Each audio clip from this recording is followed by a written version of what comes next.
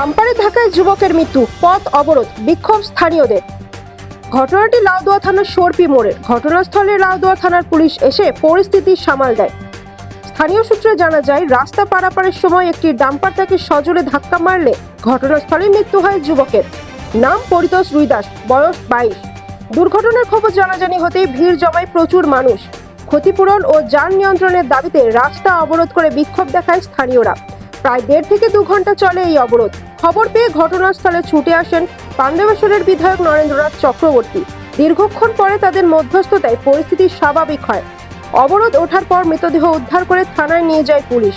মৃত পরিতোষের বাড়ি সরপি গ্রামে। তার পরিবারের পক্ষ থেকে জানায়, সকালে চা খাওয়ার নাম করে বাড়ি থেকে বের হয়। তার কিছুক্ষণ পরেই জানতে পারে এই দুর্ঘটনার কথা।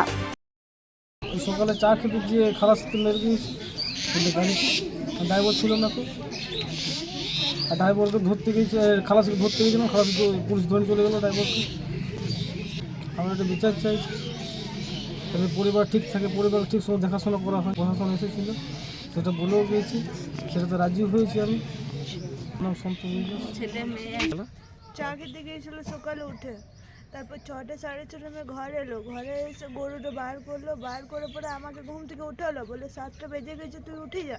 আমি বললাম হ্যাঁ আমি উঠছি। উঠে পরে আমি বাথরুম থেকে এসে পরে শুনছি যে না ঘর সোনালি কর্মী পরিতোষ। আমরা দল, আমরা সরপি গ্রাম, আমাদের এই এলাকার সবাই খুব শোকমগ্ন। আমাদের পার্টির একদম অ্যাক্টিভ ছেলে ছিল।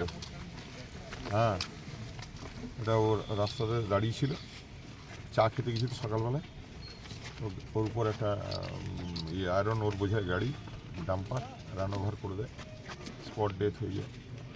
আমরা বাড়িতে এসেছিলাম, আমরা কথাবার্তা বললাম, এবং এগুলো তো প্রতিহত করা দরকার। আমরা পুলিশকে বলবো এটা দেখার জন্য। আমরা আরটিওকেও বলবো আমরা যে এই ব্যাপারটা দেখার জন্য। অন্ডাল থেকে সুদীপ্ত গোপ, পশ্চিমের বার্তা।